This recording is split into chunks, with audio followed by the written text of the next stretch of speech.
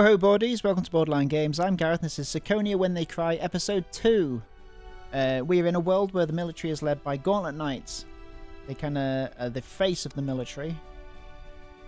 We saw a campaign for Gauntlet Knights where it was revealed after the fact that the soldier who was a Gauntlet Knight in the commercial actually did die, and they were a much more dangerous weapon for the user of the weapon than first appears. So Gauntlet Knights are soldiers who have the power of an atom bomb tethered to them in the form of a robot arm. So far it seems that most Gauntlet Knights are immature and don't fully appreciate the power that they wield. We join them now. We're joining Jaden and Mayayo, I think their name is, as they finish their training with the other Gauntlet Knights. Okay, so here they come. Let's go, Mayayo. Yeah. I'm so fired up, I couldn't care less about that Battle Standard Festival of Peace. Oh yeah, and there's this Battle Standard Festival of Peace that Mayayo is going to be there to help promote the Gauntlet Knights, I think? It wouldn't be fun any other way, Poyo. Okay. Ready? Fight, Poyo! Alright. Oh, right at the start. Cool. That's funny. Well, at least the start of this episode has the nice intro.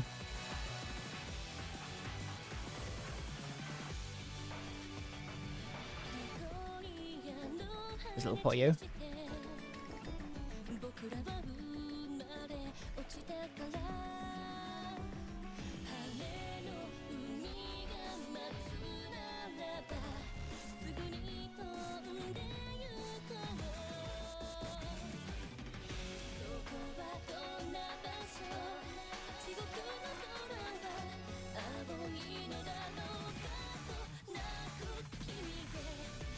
Bunch of new characters.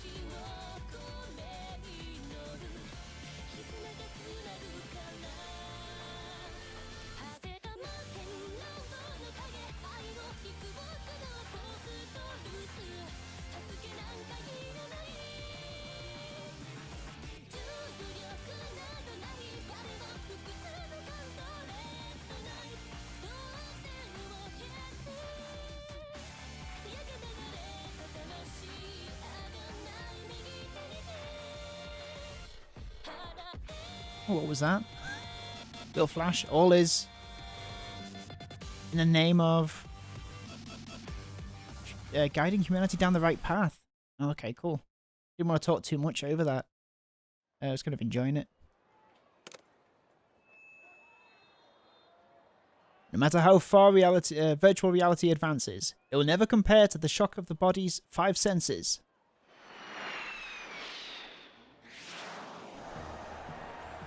Suddenly, all 5 of the audience's senses were struck by an ear-splitting roar that rumbled down to the pit of their stomachs, as well as other sensations like the smell of iron and oil mixed together. Just now, 5 shiny silver fighter planes passed right over us, dancing through the sky above the International Battle Standard Festival of Peace at Gifu Stadium. Flying at their head was this year's host, Japan at the Arctic Ocean Union. On either side were fighters from the Europe-Middle East Alliance, the Central Ocean Union, the Africa Commonwealth Realm, and the Latin American Treaty Organization. That was just a joint flight of fighters from the 5 great factions. Just magnificent. What a fitting ceremony for the Battle Standard Festival of Peace. These warriors of peace have honed their skills day and night to defend peace on this planet, and the crowd can't get enough of them. Let there be eternal peace in this world. And thank you, warriors of peace, for supporting the wall of peace from both sides yet again today. Oh, the wall of peace will surely crumble if not supported from both sides, James F. Kennedy. Okay. This is what we call Dobinek's barrel, or sometimes Kennedy's powder keg. After saying this, the instructor wrote Kennedy's powder keg on the electronic blackboard behind him, and an illustration that resembled a keg appeared. Both the letters and the illustration were drawn very poorly, and the students all giggled. The instructor was teaching while walking amongst the students' seats, his hands clasped behind him. Though the blackboard was far away from him, he was directly drawing and writing on it. He was using a brainwave input device, also called a mental tablet. Once we needed hands to manipulate the writing tools, keyboards and equipment needed to leave records. However, humanity in this world had gained the ability to not only write letters, but even draw pictures without using their hands. However, no matter the device, only the young can use it to full capacity when it's brand new. So the aged instructor still wasn't used to it, leading to these rough letters and drawings that didn't suit his high upbringing and education at all. As you can see, the keg is a cylindrical container made of several bonds, no boards, bound together. Since my drawing is so pathetic, I ask that all of you who lack an imagination to do an image search. If you can have a tablet in your brain, then of course you can have a display there too. Some of the more serious students did a serious search for the word keg, which was displayed as an image inside their brains. What in the Google Glass? Those less serious were using the mental displays to watch TV, play games, or else chat with their friends in virtual rooms. Nearby people had no way of telling what someone was looking at in their mental display. Also, if you wanted to chat with your friends, there was no need to move your mouth. You could use mental transmissions to talk without speaking. That makes it handy for what are they called? In an anime where they have to move lip flaps. You don't have to do that in this game anymore, do you? And so both the serious and non-serious students gave birth to an ideal environment for themselves. Kennedy's powder keg represents the gunpowder of conflict. Sealed in a container were the military efforts of each individual country from the boards. Then a red line was drawn on the picture of the keg on the blackboard, and one of the boards was removed, leaving a gap. However, what if just one board was short and left a gap? Naturally, everything inside the keg would pour out. Kennedy's powder keg tells us that if even a single country fails in its military efforts for the sake of peace, the gunpowder of conflict will pour out from there and explode. Once military powers had been necessary to protect the safety of one's nation. In every nation, in every era, young people who take on the responsibility of protecting their country have been praised for their patriotism and service to the state. They're like white blood cells in the human's body, and no one ever finds anything odd about praising them. However, after massive losses caused by 2 world wars and a Cold War brought about by nuclear weapons, and particularly after the advancement of data storage techniques that allowed the inhumanities of war to be seen far and wide over and over again, some of humanity had developed what might be called a war allergy. Then, when the Great Depression of the end of the 21st century kicked off a fierce economic downturn, people in countries around the world started talking seriously about reducing military spending. Taking advantage of that, pacifists began a major global campaign. That movement received an international tailwind, gaining heavy support from people across the world, made poor by a social security system that had been crushed by the Depression. Certain politicians played to the masses, and rode this tailwind, building up bases of support all over the planet. They spoke pleasant-sounding words of world peace and love for all humanity, leading the charge for unilateral disarmament in certain countries, and earning wide acclaim. All over the world, videos were shared of soldiers returning their medals and leaving the army, claiming that being a soldier was a shameful way to serve one's country. The first few who started this boom were praised by the press, and many clamoured to have them nominated for the Bernhard Peace Prize. The whole world praised this as a beautiful story, one that would encourage all who suffered under the Great Depression. Every day, the news told stories of countless soldiers leaving armies as an act of self-criticism. against the military to the applause of the people. You know, the more I read visual novels, the more I realise that I've got another lisp, or another type of lisp, or another, what are they called, where you kind of struggle to say certain things together. One of them, whatever they are.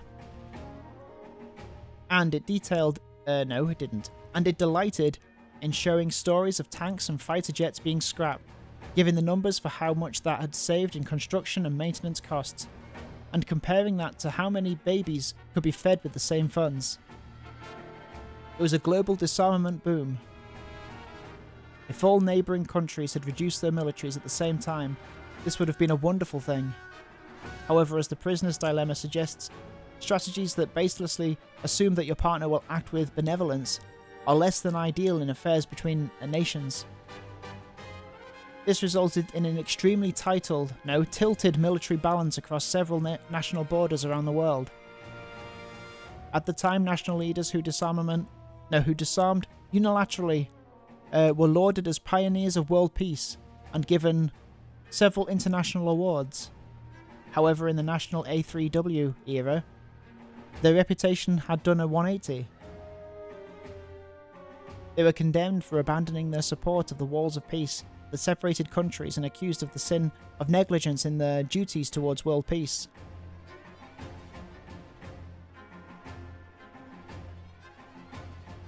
Provided deterrent to arms races and security dilemmas, while enshrouding the gunpowder of war by maintaining a suitable military balance between all countries.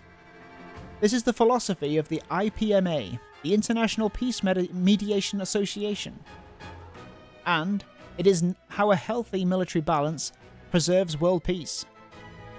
World War III had several causes, but some likened it to a human body, where a nutrient imbalance had triggered a great illness. That led to the concept of world peace preserved by a healthy military balance. For example, Japan once polished rice because it tasted better that way, which led to vitamin deficiency and a disease called beriberi.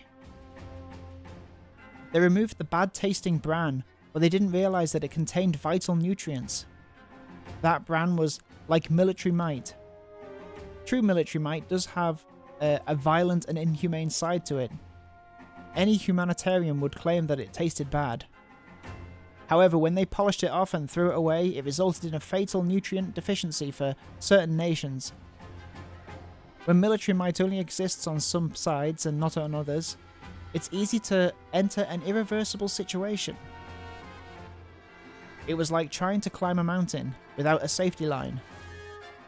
You'll be fine as long as nothing happens, but if something unexpected occurs, there won't be anything left to support you.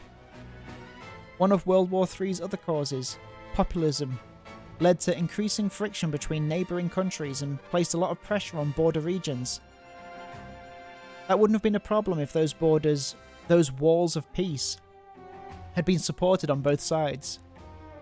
However, whenever one side refused to support these walls, they fell over easily, inviting a situation that couldn't be undone. Military might is an element that tastes bitter to humanity. We have chosen to view it as a mineral, a micronutrient necessary for the body to function. Everyone knows that if you pile up zinc and iron and manganese on a table and eat it, it'll be harmful to your health. However, these are essential nutrients that you can't afford to be deprived of, and you need to continue ingesting them in suitable quantities. In the same way, a nation's military might needs to be maintained to a suitable degree to bring about healthy relationships between countries. Or so they say. As a result, military might was viewed in a different light in the A3W era, as a micronutrient for nations. The tendency to think of soldiers as murderers and enemies of peace was done away with. After all, soldiers of your country were fundamentally war buddies, even to soldiers in neighbouring countries, as they all worked together to support the walls of peace. The social rank of soldiers rose, and the world became one in which children didn't hesitate to say they wanted to become soldiers when they grew up. Soldiers no longer existed for the purpose of defeating their opponents. They were redefined as servants of international peace, who protected not only their own country but also their country's neighbours. They supported the walls between countries, preparing for unexpected situations in nearby nations that even those nations wouldn't have wanted, and prevented them from developing into something irreversible. Even the closest spouses and friends fight sometimes. Soldiers who supported the walls of peace were like cushions, wedged in the middle of fights like that, preventing a fatal situation from developing, so that everyone could laugh it off and forgive each other in the end. That was a lot of text. Humans really are crazy, huh? Hello? Think so. Two people who looked very different from those students watching this lecture through their mental displays. They seemed to be amusing themselves with it rather than attending it. I mean, whenever organisms gather together, it's to increase the chances of survival, right? In other words, they gain enough military might to protect themselves against our outward foes. Isn't rejecting something like that basically sacrilege against the miracle of life on this planet? No. I wasn't trying to criticize people for praising strong militaries. Oh? You weren't? Then what are you trying to say? I don't care if you criticize or praise militaries. As you said, Grandmaster, military power is a national right you have as a life form to increase the odds of your survival. Grandmaster. And it's also a natural obligation you have for the sake of protecting your descendants, who can't protect themselves. But at the same time, it's also a double-edged sword that can hurt both you and your neighbours. So whether you criticize it or worship it, you should always continue debating and searching for a better way to exist. So, the most important thing is having people debate all the time. Isn't debate just a means you use to reach an end? I doubt you can guide the common man if your means become your ends.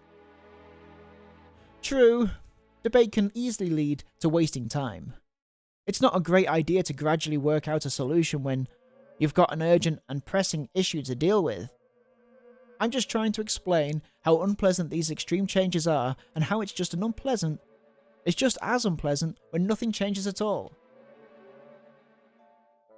Right up until World War III, military might was viewed as evil. Their culture was such that every politician, philosopher, musician, and artist went on and on about love and peace and how they needed to throw away their weapons because militaries were the shame of humanity. It was a world where even whispering about the need for military power on social media would be enough to get someone accused of blasphemy against peace and socially murdered. It was a world where even whispering about the need for military power on social media would be enough to get someone accused of blasphemy against peace and socially murdered. Okay, I'm with it now. However, even though humanity disliked military might, that didn't mean that they'd abandoned their dislike for other races. As a result, the door to World War III was opened not by militaries maintained by nations, but by selfish military actions, by individual people with self-righteous ideas. And now that's totally flipped around, with everyone saying long live the military. Thank you, troops. I'm gonna grow up to be a great soldier who protects his country and world peace. Yeah, that is pretty extreme. Hilarious, in fact. And now, if you apply that militaries are immoral in any way, the whole world will call it blasphemy against peace and ostracize you. At first it seems to be the exact opposite of what they did before, but they're basically doing the same thing. Differing opinions are aggressively silenced, and no one has the guts to actually discuss the issue. The mind of the masses is like a single bit of data. You mean it can only ever be 0 or 1? Yeah, that's it. Are you on the far right side or the far left? They can't see anything besides that.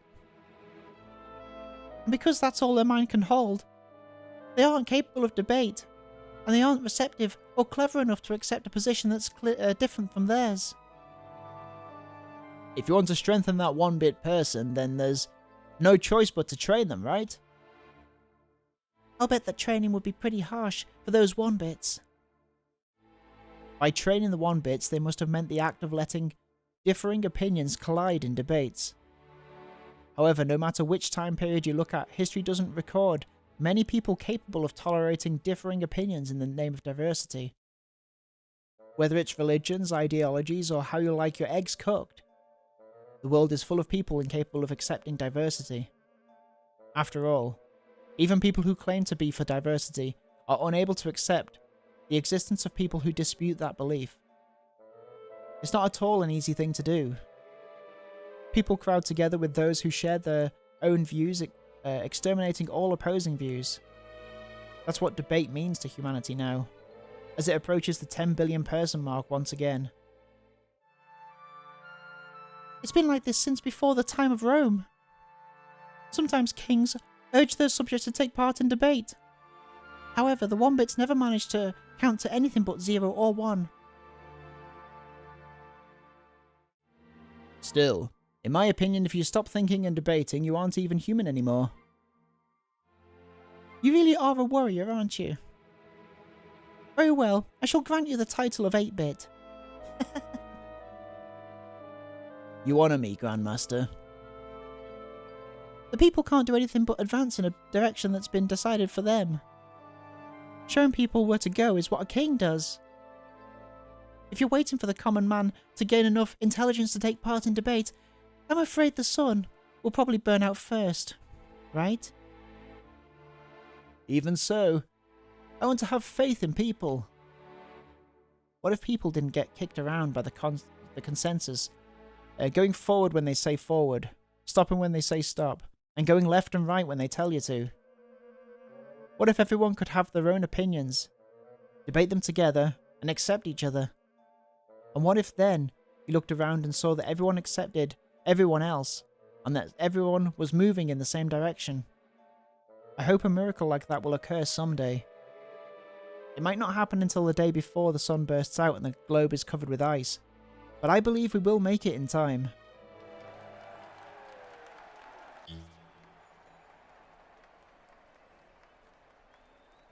Drat! Mitsugushi lost.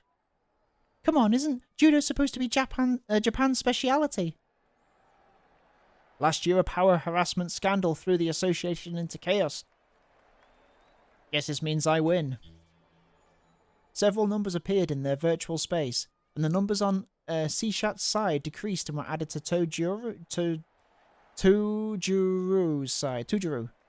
This time they were watching a broadcast of the International Battle Standard Festival of Peace.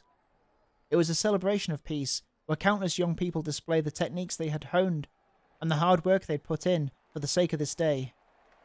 However, to the middle-aged person casually gazing at it, it was merely something to compliment a drink or to bet on. Ciconia when they cry.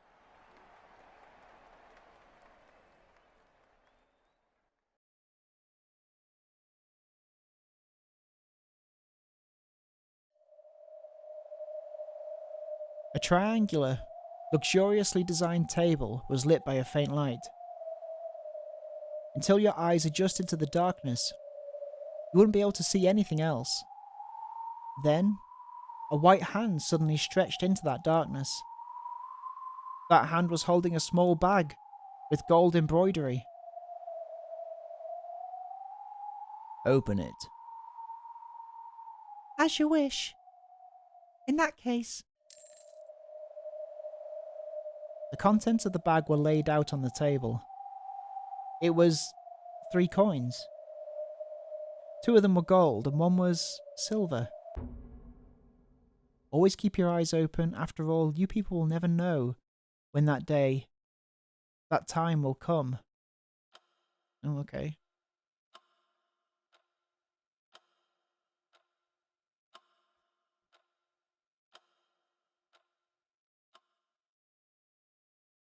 Weird clock. What is this, Umineko? Whoa. Okay. And there it is. Gundarenko's famous Ostagari. The AOU Russian army really has been focusing on its judo. Japan removed it from its army's training routine just last year, but I'll bet this stirs up another fiery debate in this country. We've just received some new information. In the Striker class group tank competition, 2nd Lieutenant Alberto Garcia of the Leto Argentinian military has successfully achieved the first hat-trick of this year's festival. The Leto military certainly has taken a gamble this year, entering only people under 20 into the group tank competition. It looks like it's paying off. I think it's safe to say that youth speaks louder than experience these days.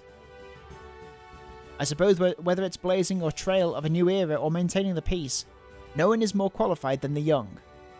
Still, I'd like to see our more experienced soldiers give it their all too.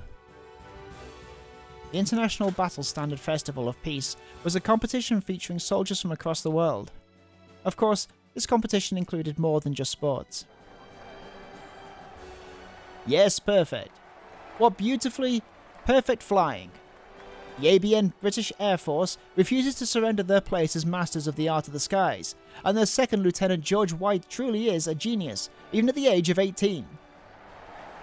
He certainly has the skill, but his plane is incredible too. In every part of those blueprints you can feel the spirit that their designers devoted to the art of the sky. Now let's switch over to the maritime competition. It's like the military is like a has like their own Olympics or something. Because of a lack of war? Is that why? At the warship triathlon, Dreadnought class 30-gun division, the heavy bombardment ship Gloria de Lobito from the ACR Angolan Navy has passed the qualifying round with a festival record. Last year, the ACR Combined Navy made an incredible showing. However, we can't forget the COU Chinese Navy's new ship. The Tianjin, which won last year's...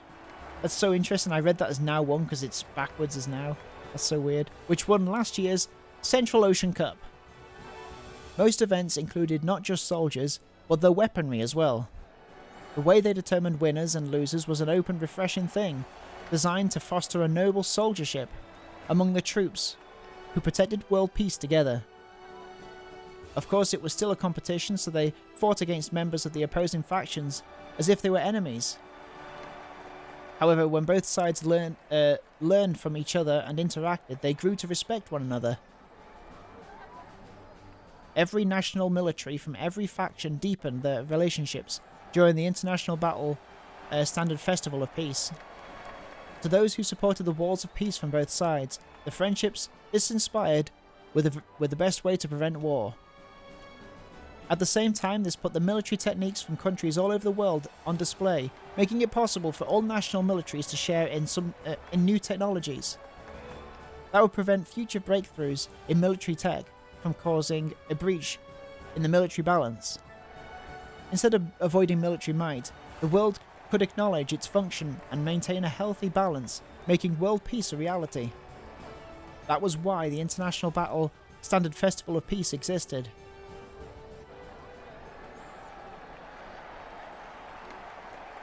Or at least that was what the event planning committee liked to say. To be perfectly honest, all nations wanted to look good in the eyes of their citizens, so they tried to get good results, earning medals left and right.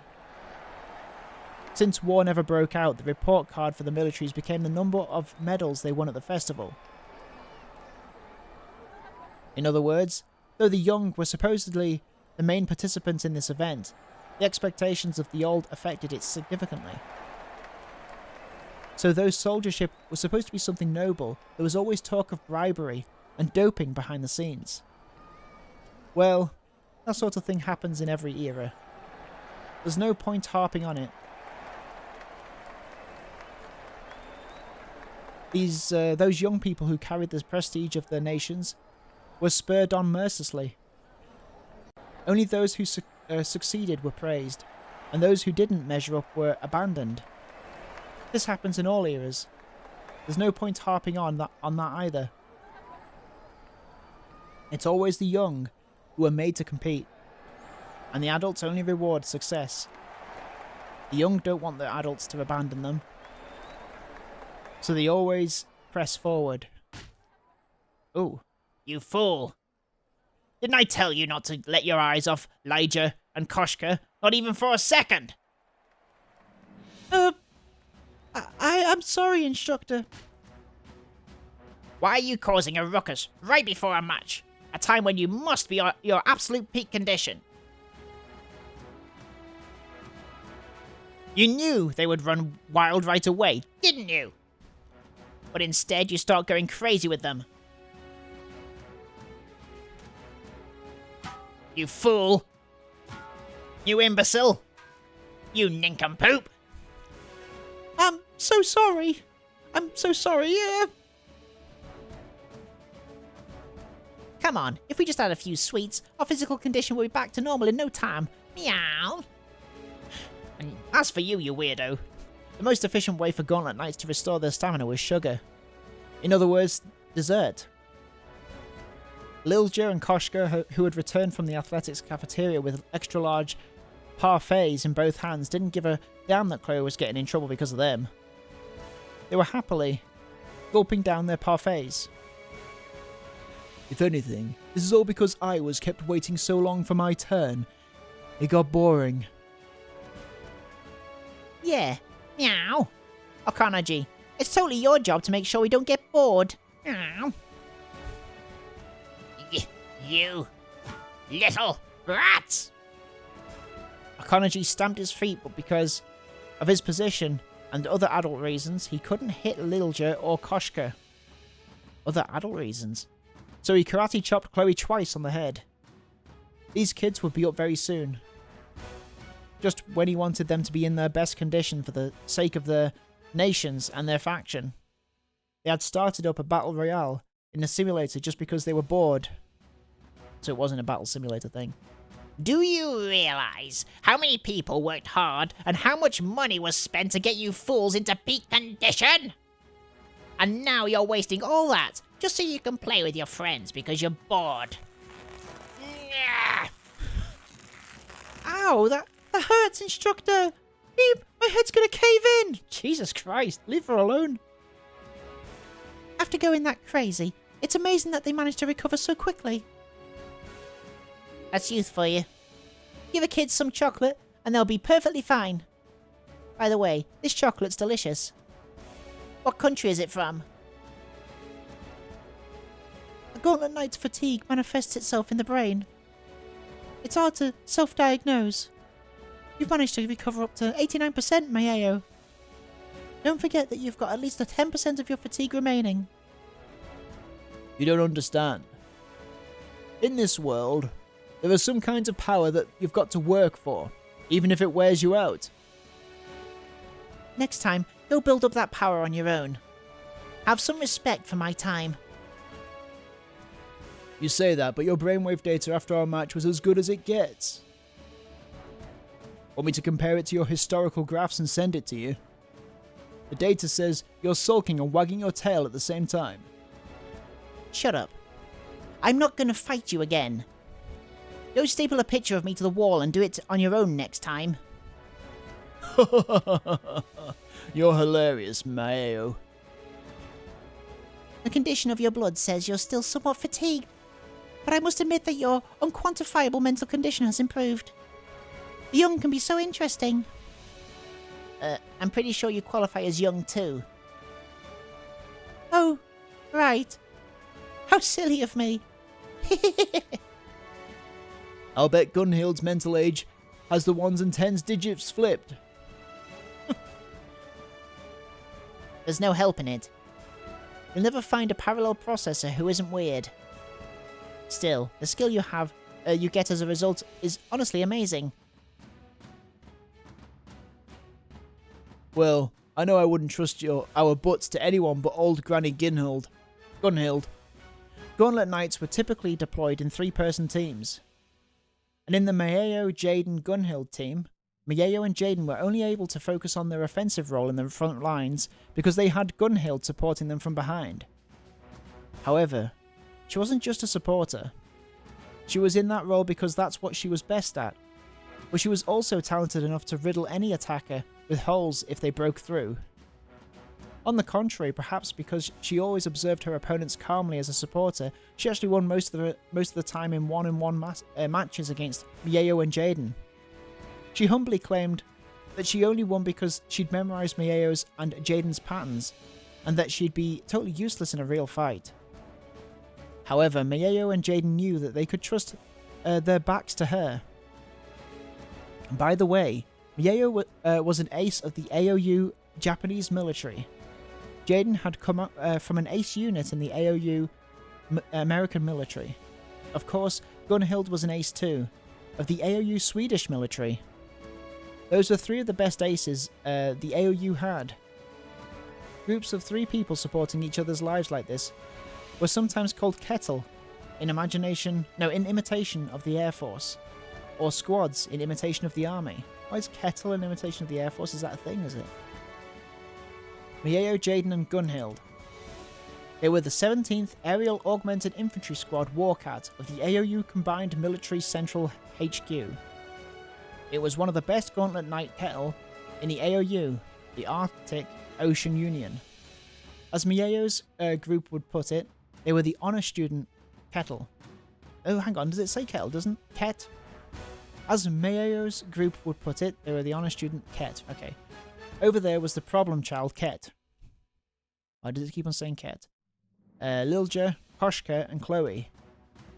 The 100th Aerial Augmented Infantry Experiment Squad Grave Mole of the AOU Combined Military Geroi Level 4 Heavy Military Research Center. It's hard to read. Koshka was attached to the AOU Russian military, but wasn't a soldier strictly speaking. It had been kept quiet for privacy reasons, but rumour had it that she had been given some kind of exemption in exchange for participating in some aerial augmented infantry-related research and human experimentation. Apparently she was officially equipment in the care of a Level 4 heavy-class military research centre, which had been loaned out to the military for the International Battle Standard Festival of Peace.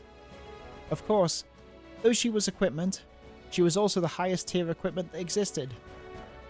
And she understood her position, so she could do whatever she wanted. She had no desire to listen to her superior officers, and even Okonogi, her instructor, couldn't lay a finger on her no matter how much she pissed him off. This might make it sound like she's utterly self-centered and uncooperative, but apparently she's improved a lot from how she used to be. What? Is there something on my face? It's the opposite. Meow. You're blocking my way with that big face of yours. Meow. Well then, I'll just gouge out your eyeballs so you don't have to look at it anymore. Huh? What's that? Could you talk a bit slower? Your hick words are so bad, my Kazuni can't translate them at all. Meow. Lilja was attached to the AOU Finnish military, where she was officially a military research centre's equipment, just like Koshka. Once again, details about her were unknown for privacy reasons, but, well, she was just as much of a problem child as Koshka was. Apparently, just like Koshka, she'd stirred up all kinds of outrageous trouble using her special position as a shield. Was she on good terms with Koshka or not? She was always approaching Koshka one-sidedly, teasing her and picking fights. She was also a high-grade equipment. Problem child number 2, who always got along with Koshka only when they were ignoring their superior officers. Stop it! Don't make your blood condition any worse. The instructor's karate chops really will make my head cave in. Let's find out if her head actually can do that. Nice one, Koshka. Let's go wild. In the simulator again. Meow. And Chloe will get in trouble again. Meow. No! I hate this cat so much. What is the word cat? Chloe alone wasn't equipment. She was a soldier of the AAU Canadian military. Just what sort of unlucky star was she born under? Right after she won through all sorts of aptitude tests and exams and thought that she had become the Gauntlet Knight of her dreams, she'd been saddled with looking after this crazy equipment. And partly because of this, the instructor who couldn't punch the high-grade equipment would instead smack Chloe's head whenever they did anything weird. That's horrible. Chloe was a sad sufferer, always stuck behind her instructor and the selfish equipment. But of course, she wasn't just there to take care of those two. Oh, hello. She definitely was one of the top-ranked Gauntlet Knights throughout the entire AOU combined military. After all, when the selfish equipment went back to the research center for maintenance, she got extremely high grades doing mock battles by herself. These two squads with a total of 6 people were the athletes sent by the AOU, the Arctic Ocean Union, to participate in the Aerial Augmented Infantry Division of this year's International Battle Standard Festival of Peace. Individual countries did compete in the festival, but it was the inter-faction competitions that got people most excited. There's so much text! Nothing was more thrilling than watching neighbouring nations work together to achieve victory in the battle between the 5 great factions that represented the A3W world. Jesus Christ. Broadcast booth, are you getting video? Here, we are in the Verti Arena. Finally, the young members of the Aerial Augmented Infantry from all factions are entering the stadium. Oh, the representatives of the AOU have just arrived.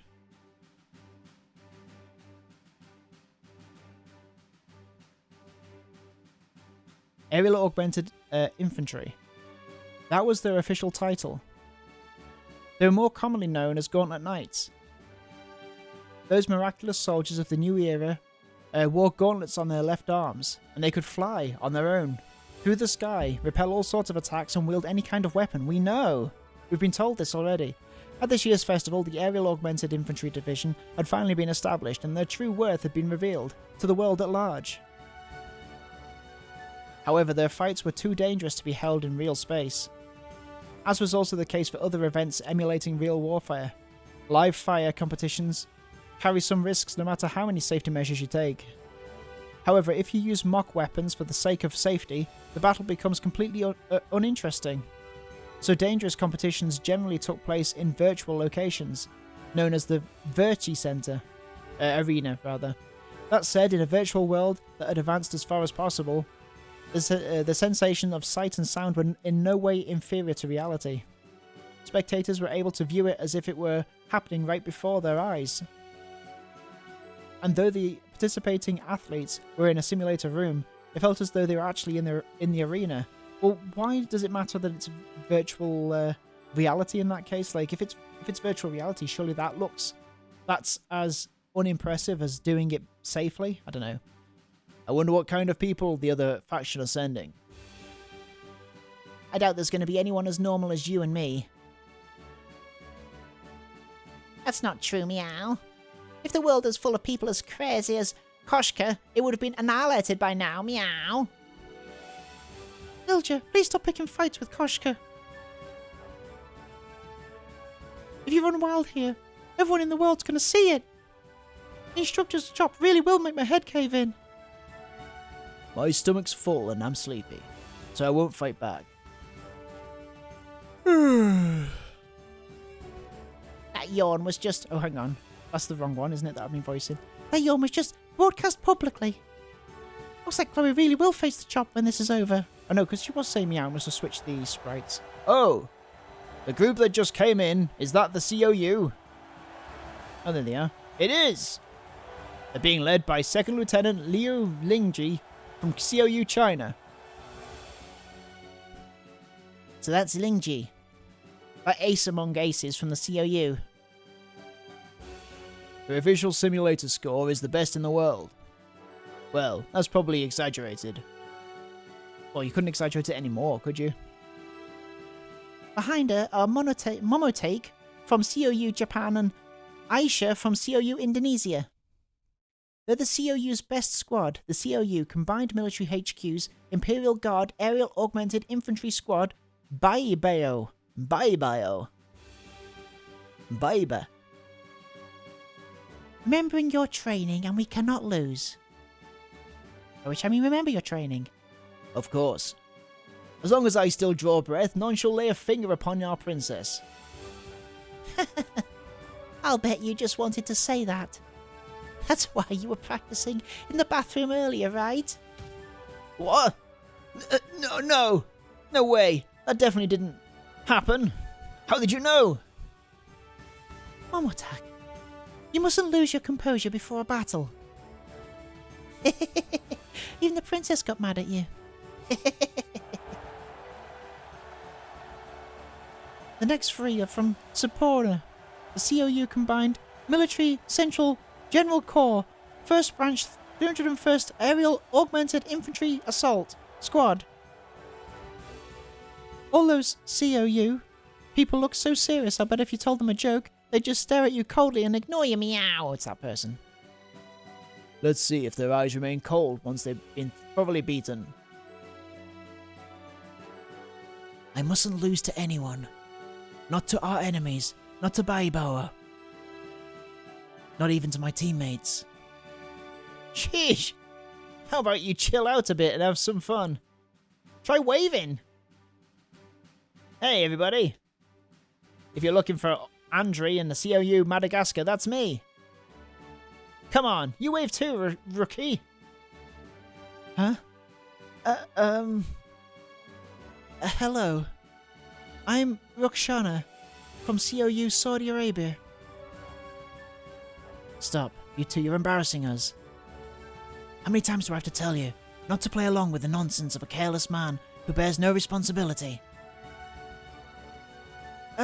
Even though all I did was wave my hand when he made me. Hang in there. Hang in there, rookie. The contestants from the ABN have also arrived. As expected, they're being led by the 3 members of the ABN Peace Departments. Holy 090 901st Aerial Augmented Infantry Squad. Thalathat Suyaf. Whoa, get a load of that pipsqueak in the front. That'll be Naomi from ABN Iraq. Naima. From what I've heard, she's the ABN's top ace. Our Pipsqueak is quite the top ace too. You aren't talking about me, right? Oh, wow, wow, wow. Hi, everyone. I'm from the ABN. Pleased to meet you. Wow, wow, wow. Naima, don't get overwhelmed by the atmosphere. I'm detecting an imbalance in your cranial secretions. But, wow, wow, wow. Ah, I'm so nervous and excited my eyes keep spinning, and this is so fun. Oh, wow, wow, wow. Take a sedative. It'll affect your performance, but we don't want you hyperventilating before the match starts. Wow. Wow, wow, wow, wow, wow, wow. Wow. The Battle Standard Festival is a farce. We've already done our duty just by showing up like this. And now, we welcome the 3 members of the ABN Peace Department's 12th Holy Agents Corps, Yellow Dot Shavit. Hi there, everyone. We're the 12th Holy Agents Corps, Yellow Dot Shavit.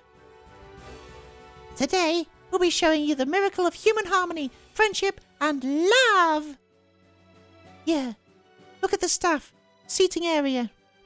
Isn't that Nathan from the Belgian Hot Choir? I'll send you the data. Look right next to him. Isn't that Jean from the Luxembourg Choir? So they really are going out. Kia! This is ridiculous. Oh my god, more characters! And are these cheers for the representatives of the ACR? That means we have all 4 participating factions present. In front, we have the June 1st King Tor Memorial Squad of the ACR Royal Aerial Night Corps, followed by the Queen of Cairo Visit Memorial Squad of the ACR Combined Military 1st Aerial Night Corps. Jesus fucking Christ. The time has finally come to show everyone the glory of the Africa Commonwealth realm. You may prostrate yourselves before me, foolish masses of the earth. There's no need for you to do anything, Princess. Please, leave this match in our hands. Good plan. If the Princess screws up and embarrasses us, that'll annihilate our bonuses. And if we win, and tell everyone it was all thanks to the princess's leadership, our bonuses will be doing just fine. As will our reputations. Yeah! If you're gonna talk behind my back, do it where I can't hear you. I mean, don't do it. At all, actually. Is that everyone? No. Look at that crowd. This is so exciting, so tense. Hey, isn't it? Don't you feel the same, no? Don't you? Stop smothering me. Get back, you puppy. Sheesh, how did someone this hyperactive ever join the Aerial Knight Corps? Don't you think it's weird, Mariana? I know just how you feel, Garnet. I'm feeling tense too. Pet. Hey, don't pet me. I don't want any more. No anyone but cool big sis Nor to touch me. Don't touch me, puppy. Your idiocy is contagious. Let's go over there, Mariana. Don't touch me, I hate cold-hearted people. And I love puppies. Let me pet her. And the final group entering is the team of referees from the International Peace Mediation Association. There's First Lieutenant Valentina of the Leto Brazilian military and First Lieutenant Mara Carmen of the Leto Mexican military. Personally, I would have preferred to see the Leto military field a team too. But, well, the military and the police have been arguing over which group the aerial augmented infantry should be attached to. The military won in the end, but sadly they didn't make it in time to apply for the festival. I'm Valentina of the IPMA military. I'll be refereeing this match. And I'm Mara Carmen. Do what we say, or you'll get showered with red cards. Okay? Everyone, can you believe it? These boys and girls are the aerial augmented infantry troops you've been hearing about. Armed with nothing more but a single gauntlet, they fly through the air like fighter jets. They're armed to the teeth like warships. And they have invincible shields that can repel any sort of attack. Oh, so much dialogue. I think we're going to leave it there for another episode of Borderline Games. What do you think of Ciconia when they cry? I mean, I think it's going to get good, but at the moment it's very wordy, it's very kind of bloated. But who knows, maybe it's going to get better. Have a good evening, and I'll speak to you all next time on Borderline Games. Bye-bye!